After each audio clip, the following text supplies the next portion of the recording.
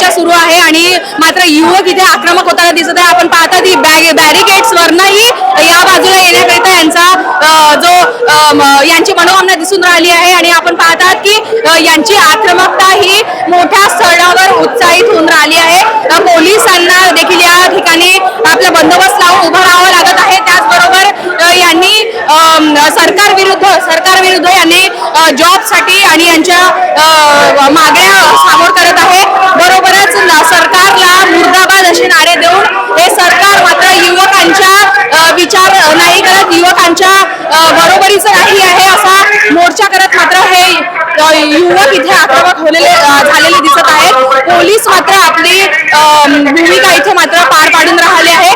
पोलिसांचं आपण एकदा पाहून घेऊयात की पोलीस इथे बॅरिकेड्सला लागून मात्र यांना थांबवण्याचा प्रयत्न करत आहे. तरी सुद्धा हे जे युवक आहे ते आक्रमकरित्याच इथे धाव घेऊन राहिले आहे. मात्र आता समोर काय होईल काय नाही होईल हे पाहणं महत्त्वाचं राहणार आहे. बरोबरच यांचा जो आक्रोश आहे तो थांबलेला नाही. जसं जसं टाइम जात आहे तसा तसा त्यांचा आक्रोश वाढलेला जात आहे. आता यांनी इथे बैठक घेतली आहे.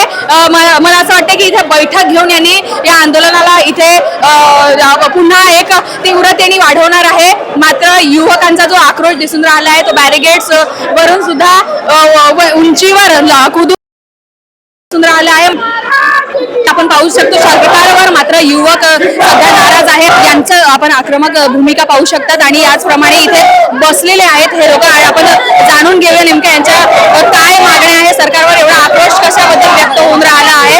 आपण पाहूयात काय म्हणतात हे युवकांचा सध्या इथे मजमा बसलेला आहे. काय नेमक्या मागण्या आहे सरकार विरुद्ध तुम्ही आक्रोश दिसून राहिले आहे? आमची मुख्य मागणी म्हणजे की ज्या विद्यार्थी निवडणुकांनी एवढ्या वर्षापासून थांबून ठेवलेल्या आहे त्या झाल्या पाहिजे. आणि ज्या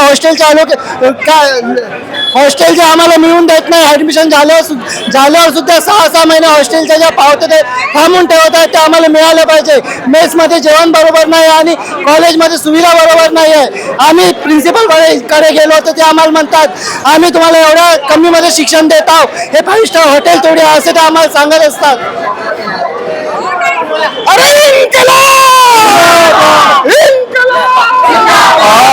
आम्ही या महाराष्ट्रातील आदिवासी भागातील आम्ही आलेलो आहे.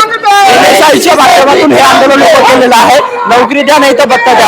जे काही महाराष्ट्र शासन आदिवासी विकास विभागाच्या अंतर्गत जे काही शासकीय आदिवासी मुलांचे वसतिगृह आहे ते एकदम दुरावस्थेत आलेले आहे. विद्यार्थ्यांना प्रवेश मिळत नाही. त्याचबरोबर कुठल्याही अत्यावश्यक सुविधा आहेत कुठल्याही सुविधा नाहीत. म्हणून माझी अशी विनंती आहे की सरकारने त्या सुविधा लवकर बसवल्या पाहिजे. आदिवासी विकास मंत्र्यांनी राजीनामा केला पाहिजे. कारण इनकॅपेबल आहे ते विद्यार्थ्यांच्या अशा प्रकारे हा विद्यार्थी शिक्षण सोडून रस्त्यावर आज आलेला आहे. यामागचं कारण हे सरकार आणि सरकारमधला आदिवासी विकास मंत्री कशा काय विचारता येणारे बोलू. मागच्या वर्षीच्या जाहीरनाम्यामध्ये बीजेपी सरकारने निवडणुकीच्या वेळेस 25 लाख युवकांना रोजगाराची हमी दिली होती आणि ते पूर्ण नाही झालं तर मासिक 10,000 महिन्याला त्यांना भत्ता देण्याचं आव्हान बीजेपी सरकारने केलं होतं. आज 1 ते 1.5 वर्ष उलटूनही एकाही युवकाला एकाही विद्यार्थ्याला भत्ता तसेच रोजगार भेटला नाही. हे सगळे बेरोजगार युवक आज इथं जमले आहेत. महाराष्ट्रभरातून युवक इथं जमलेले आहेत. हे तुम्ही आक्रोश बघू शकता. आणि दुसरा मुद्दा झाला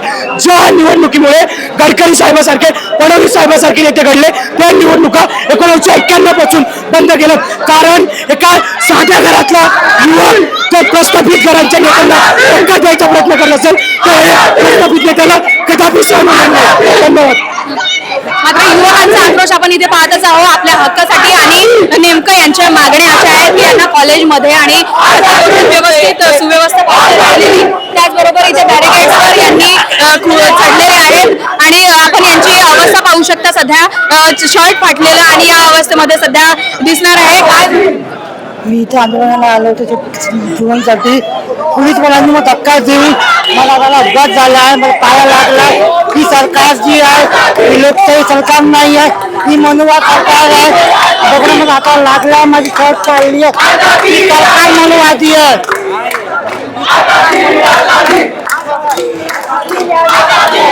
ही कुठली न्याय व्यवस्था आहे सरकारची. तुम्ही कपडे पाळले जेव्हा मोदी लागला. हे सरकार विद्यार्थ्यांना अतिरिक्त सरकार ठीक करते हे बरोबर नाही आहे. आम्ही विद्यार्थी आहोत अतिरिक्त नाही आहोत. हे काय आहे आमच्यावर अमानुषपणे अत्याचार करत आहे सरकार. जवळपास पण रोजगार नाही. आम्ही आपला हक मागतोय, भीक नाही. आपल्या हक्कासाठी ज्या प्रकारे युवक मागण्या मागत आहेत आपण अवस्था पाहू शकता इथे कशा प्रकारे यांनी पडलेली दिसत आहेत. आत्ताच थोड्या वेळा आधी बॅरिगेड्सला धडकलेले हे युवक आहे ज्यामध्ये यांची अवस्था पाहू शकता आपण. मोठ्या तांडवाचा हा एक उल्लेख दिसतोय. सरकारवर ज्या प्रकारे या टीका होऊन राहिल्या आहे सरकार मात्र इथे लक्ष नाही देत आहे. युवकाची हालत गंभीर होऊन दिसून राहिली आहे आपल्याला. सध्या आपण आताच थोड्या वेळा आधी या युवकाची जी हालत होती ती बॅरिगेड्सला ठोकल्यामुळे त्यांनी चक्कर येऊन पडलेले आहेत. आपण सामोर पाहू याच्यावर की काय होणार काय नाही नेमकं. मात्र हे प्रकरण खूप गाजणार आहे. युवकांचा आक्रोश आता मात्र उच्च स्तरावर जाताना दिसत आहेत. त्याचबरोबर हम नाही भीक मागते हम सिर्फ हमारा हक मागते या नारा देऊन यांनी आपल्या मागण्या ज्या आहेत सरकारसमोर पूर्ण मागत आहेत. पण सरकार मात्र यांच्याकडे लक्ष नसून देऊन आता हा जो घडलेला मुद्दा आहे तो मात्र एका उच्च स्तरावर जाण्याची शक्यता दिसत आहे. कॅमेरा पर्सन अविनाश चौधरी सोबत पूजा एरगोडीची रिपोर्ट नागपूर.